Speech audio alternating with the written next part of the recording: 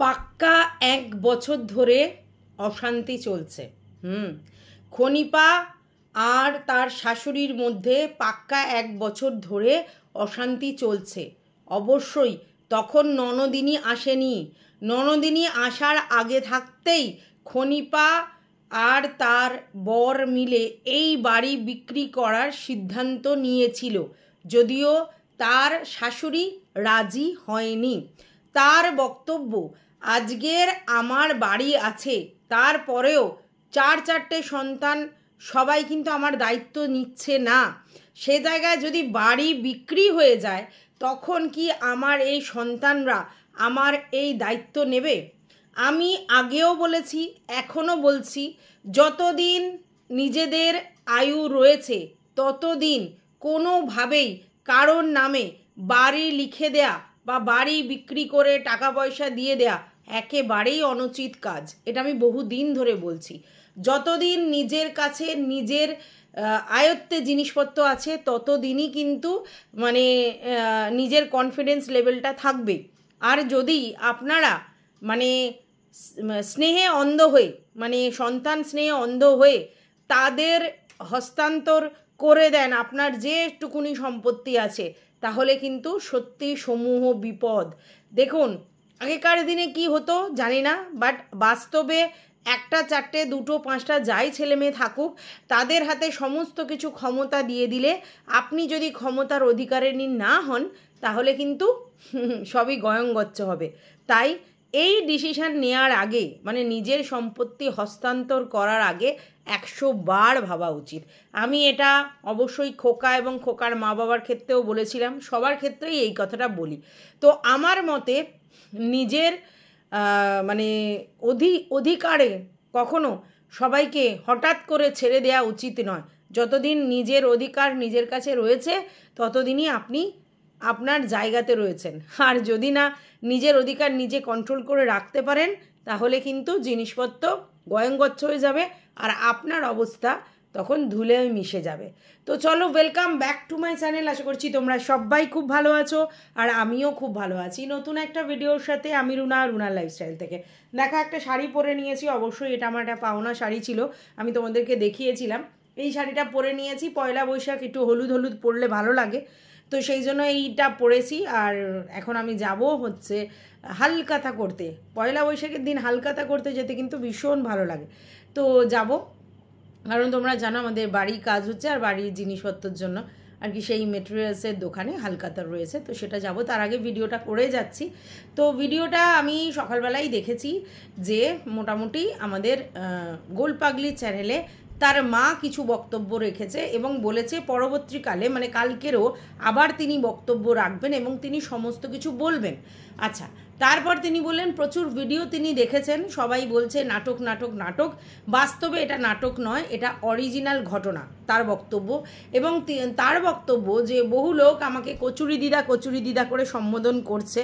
তো সত্যি হ্যাঁ, কচুরি দিদাই আমি, কারণ আমি কচুরি বেচেছি এককালে এবং সত্যি কথা বলতে আমি প্রচুর পরিশ্রম করে আজকের নিজে এই জায়গায় দাঁড়িয়ে আছি এবং আমার হাজব্যান্ডও প্রচুর পরিশ্রম করেছে।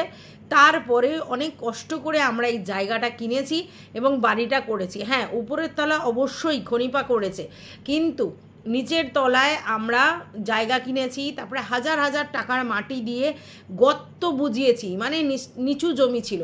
সেই গর্ত বোঝানোর পরে আমরা সরকার থেকে কিছু টাকা পয়সা পাওয়ার পরে বাড়ি করেছিলাম। অবশ্যই সেই বাড়িটা একেবারে বিশাল অট্টালিকা ছিল না, কিন্তু সেই বাড়ি করার পর সেখানেই আমরা থাকতাম।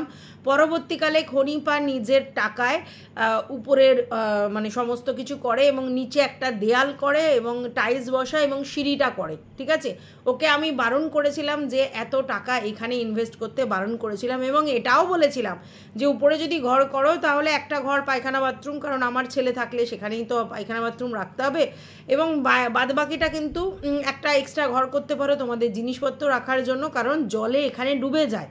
বন্যা হলে এখানে জলে ডুবে যায়, তো জিনিসপত্র নষ্ট হয়ে যায়। তাই উপরে যত জিনিসপত্র তোমাদের রাখো একটা ঘরে আর একটা ঘর করো আর পায়খানা বাথরুম করো, বাদ বাকি ছাদটা খোলা রাখো।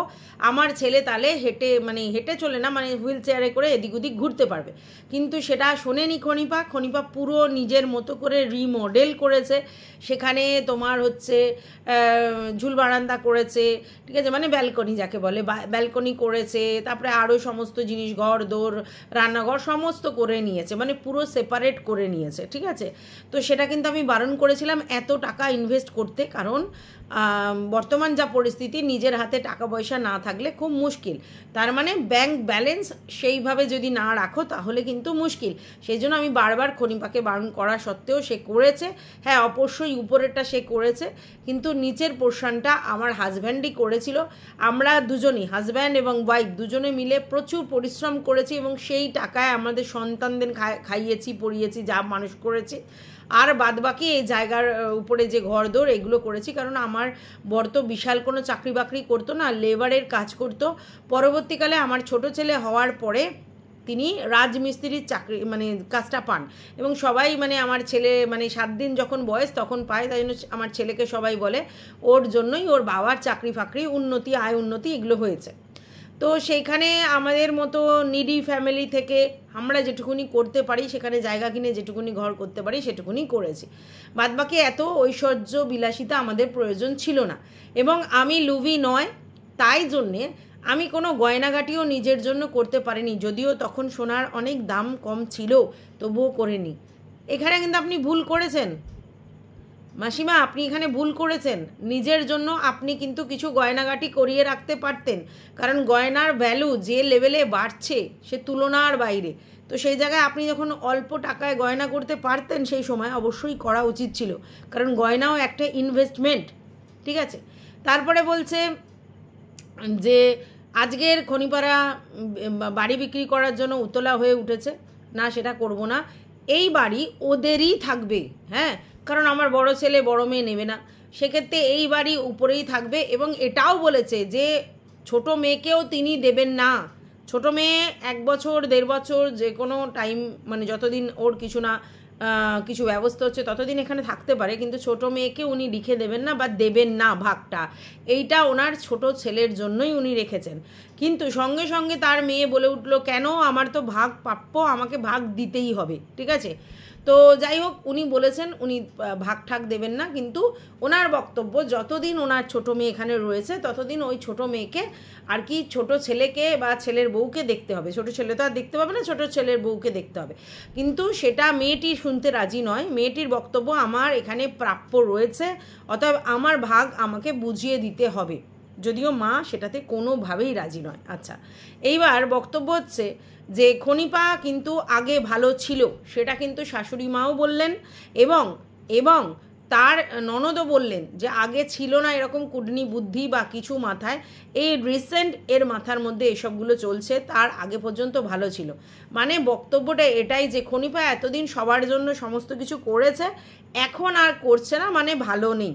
তারপর উনি একটা কথা বললেন যে পরের মেয়েরা কখনোই শাশুড়ি ননদের কথা ভাবে না। পরের মেয়েরা সবসময় নিজের মা বাবা ভাই বোন তাদের কথাই ভাবে, শাশুড়ি ননদের কথা কখনো ভাবে না। যেখানে নিজের ছেলে মেয়েরা ভাবে না, তো সেখানে পরের মেয়েরা কি করে ভাববে? এক্স্যাক্টলি মাসিমা, আপনি এখানে আবার একটা ঠিক কথা বললেন যে নিজের ছেলে মেয়েরাই নিজের ছেলে মেয়েরা হয় না, তো পরের মেয়েকে কেন দোষ দেবেন? পরের মেয়ে তো পরের মেয়ে, কিন্তু আপনার নিজের ছেলে মেয়েরা আপনাকে যখন দেখবে তখন ঠিক আছে, কিন্তু তারাই যদি না দেখে তাহলে পরের মেয়েদের দোষ দিয়ে কী লাভ? পরের মেয়েকে আপন না করলে পরের মেয়ে আপনাদের কি করে আপন করবে, তাই না? তাহলে সেই জায়গায় আপনার ছেলেমেয়েরা যদি না ঠিকঠাক থাকে তাহলে পরের মেয়েকে দোষ দিয়ে লাভ নেই। আপনি বলছেন যে এতদিন মেয়েটি ভালো ছিল, হঠাৎ করে খারাপ হয়ে গেছে, এটা কি হয়? তার এখন সে নিজের কথাটা ভাবছে, এবং সেও বলেছে যে আমার এখন ইনকামটা আগের মতো নেই, 1 বছর হলো ইনকাম ফল্ট করেছে। যখনই ফল্ট করেছে সে তখন নিজের কথাটা ভাবছে, যেহেতু তার উপরেই সমস্ত ব্যবস্থা করে ফেলেছে, সে এখন নিজের সন্তান, নিজের বর আর নিজের কথা ভাবছে, বাদ বাকিদের সাইড করছে। অবশ্যই আপনার কথাও ভেবেছে, তাই আপনাকে খাওয়ায় পড়ায়, ঠিক আছে। কিন্তু কথাটা হচ্ছে যে এখন তো সবার জন্য ভাবার টাইম নেই, মানে কি করে ভাববে, নিজেই তো ইনকামটা কমে গেছিলো, এটাই বক্তব্য তাদের, তার জন্যই সে সবার কথা ভাবছে না। না হলে একটি মেয়ে আগে ভালো ছিল এখন ভালো নেই, এটা কি করে হয়? আসলে যখনই মেয়েরা নিজেদের সেলফ মানে স্বার্থপর হয়, মানে নিজের কথাটা ভাবে, নিজের পরিবারটার কথা ভাবে, তখনই তাকে সবাই বলে খারাপ হয়ে গেছে। কিন্তু ব্যাপারটা হচ্ছে পয়সা ইনকামের ফ্লোটা যেহেতু কমে গেছে, তাই শুধু নিজেরটাই ভাবতে হচ্ছে। তো আপনাকে কিন্তু সে কখনো ডিনাই করেনি, আমি যতদূর শুনেছি উনি কিন্তু বলেছেন যে আমার শাশুড়িকে দেখা নিয়ে আমার কোনো অসুবিধে নেই। তো যাই হোক, তাহলে আপনার তো কোনো ওই জায়গাতে বলার কিছু নেই। আপনি আরও একটা কথা বলেছেন যে সে একটি বালা আপনাকে করে দিয়েছিল এবং নিজের জন্য একটা করেছিল, খুব একটা যে বেশি সে সোনা গয়না করেছে তা নয়, বালাটা আমি সবসময় পরে থাকতাম, কিন্তু ভেঙে যাওয়ায় আবার 25,000 টাকার মতো খরচ হবে বলে, মানে 20-25,000 টাকা খরচ হবে বলে আমি আর সারাতে দিইনি এবং সোনাটা ওদের হাতেই দিয়ে দিয়েছি, মানে আপনি সেটা ফেরত দিয়ে দিয়েছেন, আপনার কাছে আর রাখেননি। হ্যাঁ অবশ্যই, মানে আপনাকে যেহেতু ওনারাই করে দিয়েছিল, তাই এখন যখন মানে আপনার দেওয়ার ব্যাপার, তখন আপনি ওদেরকেই দিয়ে দিয়েছেন, নাহলে পরবর্তীকালে আপনার সোনা গয়নার উপরে আবার 4 জনের অধিকার থাকবে। এটা খুব বুদ্ধিমানের কাজ করেছেন, ছাড়িয়ে দিলে আপনি পড়বেন, না ছাড়িয়ে দিলে ওদের কাছে থাকলে ওদের সোনার মূল্যটা ওরাই পাবে। ঠিক আছে, আরও একটা কথা আপনি বলেছেন যে আমি যদি 10 দিন রান্না করি, খনিপা 10 দিন রান্না করে, এরকমভাবেই ভাগ হয়। একটা সংসারে তো এরকমই সিস্টেম যে আপনি যদি 15 দিন কন্ট্রিবিউট করেন, মানে আপনার রান্না বান্না এটা সেটাতে, তাহলে আপনার বৌমাও করেন। এবং আপনি এটা বলেছেন আপনি যখন অসুস্থ ছিলেন তখন আপনার মানে মেয়ের মেয়ে আপনার সব সেবা শুশ্রূষা করেছে, এবং সেখানেও আপনি একটা কথা বলেছেন যে আপনার বৌমার পক্ষে সম্ভব ছিল না আপনাকে আর কি সেবা শুশ্রূষা করার, কারণ হচ্ছে যে আপনার বৌমা ছেলেকে মানে টেনে টেনে স্নান করায়, তার পাতক্রিয়া সারায়, সমস্ত কিছু করে, তারপর আবার আপনার সেবা সম্ভব নয়। এটা আপনি ঠিকই বুঝেছেন, একটা মেয়ের পক্ষে সমস্ত কিছু করা তো সম্ভব নয়। তবে হ্যাঁ, আপনি বললেন আমি অনেক দিন হাত ভেঙে গিয়েছিল, আপনি দেখালেন, সেখানে পড়েছিলাম, সে সময় আমার এই মেয়ের মেয়েই সমস্ত কিছু আমাকে ট্রিটমেন্ট করিয়েছে। আর এবার আপনি পুরোপুরি যে আপনার ছেলে বা বউকে দোষ দিচ্ছেন তাও নয়, আবার আপনার বক্তব্য অনুযায়ী যে এই মুহূর্তে দাঁড়িয়ে আমার ছোটো মেয়েই বা কোথায় যাবে, তাহলে আমার ছোটো মেয়ের যেটুকুনি দরকার মানে খাওয়া আর থাকা, সেটা তোমাদের দিতে হবে। এইখানে আমার একটা অবজেকশান আছে, সেটা হচ্ছে যে আপনি আপনার ছোটো মেয়েকে নিচের জায়গায় থাকতে দিচ্ছেন, ওয়েল অ্যান্ড গুড, সেটা খুব ভালো কথা। সত্যি আপনি যদি ওকে বের করে দেন কোথায় যাবে, ঠিক কথা, এই মুহূর্তে ওর কোনো জায়গা নেই যেখানে ও চলে যাবে। হ্যাঁ, শ্বশুরবাড়ি ও যখন যেতে চাইছে না, এবং যেহেতু আপনারা ওকে জোর করে বিয়ে দিয়েছিলেন, সেই জায়গায় ও আপনাদের কাছে ডিম্যান্ড করতেই পারে, ঠিক আছে, কিন্তু ও কখনোই তার ভাই বা ভাইয়ের বউয়ের কাছে ডিম্যান্ড করতে পারে না, আপনার কাছে ডিম্যান্ড করতে পারে থাকার। এবার খাওয়ার, ঠিক আছে, খাওয়াটা কি করে ও ভাই বা ভাইয়ের বউয়ের কাছে ডিম্যান্ড করতে পারে কি? আপনিও জানেন পারে না, আপনার কাছে ডিম্যান্ড করতে পারে। এবার আপনি তো নিজেই পরনির্ভরশীল, আপনি তো নিজেই নিজের ছেলেদের উপরে নির্ভরশীল, তাহলে সেক্ষেত্রে আপনার মেয়ে কি করে ডিম্যান্ড করে যে আপনার কাছে ও থাকবে? আপনি তো ইনকাম করেন না, আপনি যা আগে ইনকাম করতেন সেই সমস্ত কিছু সংসারে কন্ট্রিবিউট করেছেন, কিন্তু এই মুহূর্তে আপনি ইনকাম করেন না, আপনি আপনার বড় ছেলে ছোটো ছেলের কাছে ভাগ বাটুরা করে থাকেন, তাহলে আপনার মেয়েকে কি করে ওরা দেখবে? ওদের বক্তব্য তো এটাই যে তুমি এখানে থাকছো থাকো, কিন্তু তুমি তো ইনকাম করো না, ইনকাম করে নিয়ে এসে তোমার মতো করে ফুটিয়ে খাও। আর আপনার মেয়ে না তো রান্না করবে, না তো ইনকাম করবে, তার বক্তব্য না আমি এদের সংসারেই থাকবো, এটা কোনো সলিউশন নয়। তাই আপনাকেই বসে সুস্থভাবে সলিউশন করতে হবে যে তুমি এখানে থাকলে থাকো, কিন্তু তোমাকে চ্যানেল চালিয়ে হোক বা অন্য কোনো কাজ করে হোক, তোমার নিজের পেটের অন্ন সংস্থান তোমাকেই করতে হবে। যেহেতু তুমি বাড়ি থেকে বেরিয়ে চলে এসেছো ওখানে কিছু না নিয়ে বা ওখানে কোনো অ্যাডজাস্ট না করে, তাহলে এখানে এসে তুমি যদি বলো যে আমি আমার ভাইয়ের বউয়ের সংসারে থাকবো যেখানে ভাইয়ের বউ ইনকাম করছে, সেটা তো পসিবল নয়। তাহলে ওকে নিজেকেই ইনকাম করতে হবে। এবার আপনাদের লাইবিলিটিস আছে, যেহেতু আপনারা দেখে বিয়ে দিয়েছেন, কিন্তু আপনার তো তেমন কোনো ক্ষমতা নেই যে আপনি ছোট মেয়েকে সেগুলো দিতে পারবেন। তাহলে ওর এটা বোঝা উচিত থাকার জায়গা মা দিলেও আমার ভরণ পোষণের জন্যে আমাকে নিজেকেই ইনকাম করতে হবে, সে যেভাবেই হোক। তো এটা তো ওকে বোঝাতে হবে, এবং এটা যদি আপনি না বোঝাতে পারেন তাহলে আপনাদের ফ্যামিলির লোকজনকে এনে বোঝাতে হবে। আপনার বড় মেয়ে যে ভিডিও করেছে তাতে পরিষ্কার বোঝা গেছে সে এই ব্যাপারে ইন্টারফেয়ার করবে না, আর আপনার বড় ছেলেও মনে হয় এই ব্যাপারে ইনভলভ হতে চায় না। তাহলে সেক্ষেত্রে আপনি যে কোনোভাবেই হোক এই সলিউশনটা করুন, যাতে কিনা এই অশান্তি থেকে বেরিয়ে আসতে পারেন, নাহলে আপনার এই বয়সে অসুবিধা হচ্ছে। যাই হোক, যদি এটা নাটক না হয় তো, আর যদি নাটক হয় তাহলে মাসিমা আপনার তুলনা নেই। আপনি ছেলে মেয়ের জন্য যতখানি করার ততখানি তো করেছেন এতদিন, আবার এখন নাটক করেও তাদেরকে সাথ দিচ্ছেন যাতে ছেলের এবং মেয়ের দুজনেরই মানে আয় ইনকাম বাড়ে এবং সত্যি কথা বলতে তাদের চ্যানেলে গ্রো হয়। তাহলে এই জায়গায় আপনার সত্যি মানে কন্ট্রিবিউশন তুলনার বাইরে। ঠিক আছে, আপনি যেহেতু বলছেন এটা মানে কি বলবো নাটক নয় সত্যি, তাই আমি সত্যি ধরে এতক্ষণ কথাগুলো বললাম। কিন্তু যদি এটা নাটক হয় তাহলে সত্যি আপনাকে হ্যাটসঅ্যাপ করতে হয় যে আপনার মতো সন্তান প্রেমী খুব কমজন আছে। কারণ সন্তানের ভালোবাসায় আপনি সন্তানের জন্য যতখানি বলতে হয় পাবলিক প্ল্যাটফর্মে এসে ততখানি বলবেন। আপনি এটাও বলেছেন যেহেতু ঘরের ব্যাপার বাইরে বেরিয়ে গেছে আর রাগঢাক করার ব্যাপার নেই, আমি সমস্ত কিছুই বলবো এবং দিনের পর দিন আমি পাবলিকই করব, কারণ সবার সমস্তটা জানা উচিত। আপনি এটা বললেন, ঠিক আছে, সেটা আমরা বুঝতে পেরেছি যে সবার সমস্তটা জানা উচিত বলেই আপনি সবাইকে সব কিছু বলছেন। তো ভালো কথা যে আপনাকে বলতে হচ্ছে, হ্যাঁ আমরা জানি যে আপনি প্রচণ্ড স্ট্রাগল করে আপনার সংসার দাঁড় করিয়েছেন এবং 4টে ছেলে মেয়েকে মানুষ করেছেন। কিন্তু দেখুন এই যে আপনারা যে লিভিং স্ট্যান্ডার্ডটা এখন লিভ করছেন এটা তো আপনাদের মানে ছিল না। আপনারা কোনো রকমে দিন গুজরান করতেন। অবশ্যই আপনার ছোট ছেলের বউ ইনকাম করে আপনাদেরকে এই ল্যাভিশ লাইফটা দিয়েছে, ঠিক আছে। তো এখন পরিস্থিতি খারাপ, সেই জন্য সে সেই ল্যাভিশ লাইফটা নিতে পারছে না এবং নিজেও সেই জায়গা করতে পারছে না। এবং সেভিংসের কথা আপনি বললেন যে সে সেভিংস করেনি, তাহলে এখন তো এই নাটক করে তাকে সেভিংস করতে হবে। নাটক করে হোক আর মানে যে করেই হোক পারিবারিক কেচ্চা বেচে তাকে সেভিংস করতে হবে। আর তার জন্য আপনি যতখানি হেল্প করার করেছেন, আপনি প্রথম থেকেই আপনার ছেলে বা ছেলের বউয়ের জন্য যথেষ্ট করেছেন, এখনও করে যাচ্ছেন। অ্যাকচুয়ালি আপনি আপনার সন্তানদের সেই লেভেলের ভালোবাসেন যাতে কিনা তারা সেইভাবে সারভাইভ করুক, আপনি এটাই চান। এবং আপনি এটা বুঝেছেন যে এই প্ল্যাটফর্ম থেকে ইনকাম করে সেভিংসটা তাদের করে নিতে হবে, কারণ তাদের আর অন্য কোনো অন্য সংস্থানের জায়গা নেই। মানে এটা সত্যি যে এই একমাত্র ইউটিউবই আছে যেখান থেকে তারা অনেক অনেক টাকা ইনকাম করে নিজেদের সেভিংসটা করে নিতে পারে। আর আপনি জানেন যে আপনার ছোট ছেলে বা ছোট বউয়ের তো অন্যভাবে ইনকাম করার রাস্তা নেই আর পারবেও না। বিজনেস করেছিল সেটাকেও ঠিকমতো দাঁড় করাতে পারেনি, বিউটিশিয়ান কোর্স করেছে সেটাও দাঁড় করাতে পারেনি। অর্থাৎ একমাত্র রাস্তা এইটাই আছে এবং ও যেভাবে নর্মাল ব্লগ দিচ্ছিল সেই ব্লগিংয়ে ও সেভিংস করে উঠতে পারবে না, এটা বাস্তব। আর তার জন্যই ওকে এইভাবে পারিবারিক কেচ্চা বিক্রি করতে হচ্ছে এবং সেখানে আপনি একদম 100% আপনার কন্ট্রিবিউশন রাখছেন, ঠিক আছে। হয়তো বা আপনার ছোটো মেয়েও তার বাড়ি করবার জন্য টাকা আর্ন করতে চেয়েছে এবং সেই জন্যে হয়তো আপনি সেই ব্যাপারেও সাথ দিয়েছেন। মানে আপনার প্রচ্ছন্ন সাথ আছে এই দুজনের ব্যাপারে। প্রচ্ছন্ন বললেও ভুল হবে, প্রকট। তার কারণ আপনি বুঝেছেন এদের অন্য কোনো ওয়ে নেই ইনকাম করার, তাই তারা বেচছে। তো এখন আমি এটা বুঝতে পারছি যে পারিবারিক কেচ্চা বিক্রি করা ছাড়া আপনাদের কাছে অল্টারনেটিভ ওয়ে কিচ্ছু নেই, ঠিক আছে।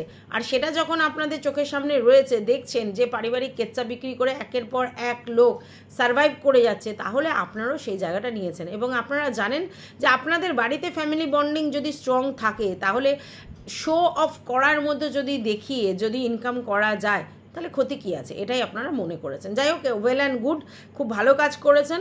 আজকের একটা জিনিস পরিষ্কার বোঝা যাচ্ছে যে আপনার বড় মেয়ে কিন্তু পরিষ্কার বুঝিয়ে দিয়েছে ওটা নাটক হচ্ছে এবং চ্যানেলের জন্য কে কী করবে সেই ব্যাপারে ও একদমই মাথা ঘামাতে চায় না। তার মানেটা কি? তার মানে চ্যানেলের জন্য, চ্যানেলের স্বার্থে, ইনকামের স্বার্থে তারা নাটক করছে, ক্লিয়ার। আচ্ছা, আর একটা ব্যাপার হচ্ছে এই যে না খাওয়ার যে গল্পটা, সেটা কিন্তু সে বলে দিয়েছে। না খেয়ে কি মানুষ থাকতে পারে? তাহলে তারা খায়, যাই খাক। তার মানেটা কি? তার মানে না খাওয়ার নাটক, সমস্ত কিছুই নাটক করছেন এবং সেই নাটকটা করছেন অবশ্যই পয়সার জন্য, এটা আপনি বারবার স্বীকার করছেন।